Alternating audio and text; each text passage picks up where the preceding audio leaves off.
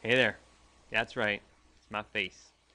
Well, before we start the lesson, I just want you to know that I posted a test date for the Chapter 3 test. So check on the calendar. It's there. I think it's either Tuesday or Thursday next week, something like that. So make sure you look it up. All right? Let's get into the lesson. Whoa! All right, that was cool. And kind of creepy, gotta admit. Okay, I like not being on camera as much. So, we're going to continue on with the trigonometry stuff. We talked about the tangent ratio today and yesterday already, and now we're going to look at the other two, at the sine and the cosine ratios. And this is actually take 2 of this video because I recorded a whole 5-minute video before with no sound. Yeah, note to self, turn the mic on. Okay, so tangent ratio we already know is, I'm going to write it over here on the right for a reason that will become clear soon enough. Tangent ratio we said is, well, let's actually say tan of A is the opposite side divided by the adjacent side. Boy, I can't write. There we go. Okay, and that's, here's the opposite side, and here's the adjacent side.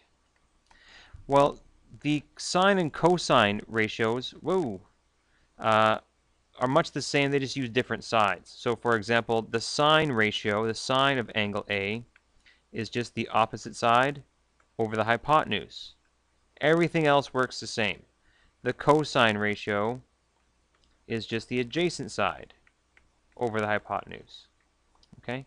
But finding angles, finding sides works exactly the same as it does with tangent, just at sine or cosine. The only thing that changes is what side do you know or have, and that's what determines which ratio you use. In some cases, you can use any one of the three. It doesn't really matter. It's whatever you choose. Okay? Now, you might be thinking to yourself right now, okay, sine, cosine, tangent, that's a lot of ratios to memorize. I know what you're saying. But there's a nice little cool mnemonic, a little memory device that I'm going to teach you so you don't ever forget it. You ready? Here it comes. Okay, so there's our three ratios. Sine is opposite over hypotenuse. Let's just kind of write a little shorthand version of that, shall we? Sine is opposite over hypotenuse. The cosine is adjacent over hypotenuse.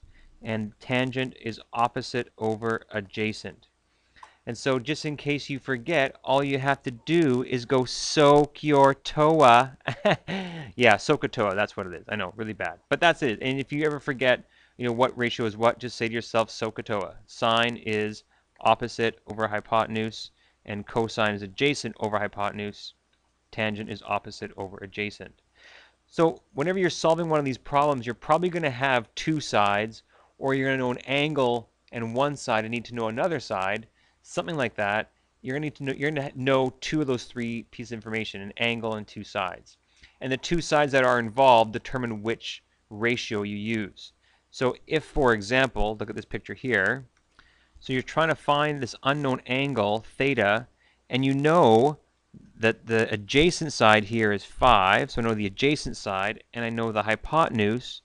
Well, then the thing I'm going to do to find the angle is use the appropriate ratio. Adjacent hypotenuse, that sounds like cosine, right? Adjacent over hypotenuse, CAH.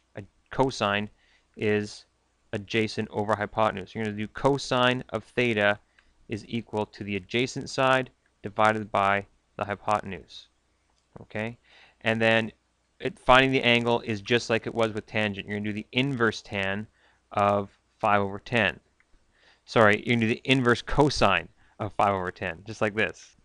Boom. And of course the answer, I'm going to guess, let's see here, it's going to be 60 degrees. Totally nailed that one. All right, so there you go. So very similar to tangent, just with different sides involved. Okay. So in the next video, then we'll look at a bunch of different examples, applications of the new ratios. It'll be very similar to the tangent ratio. Here we go.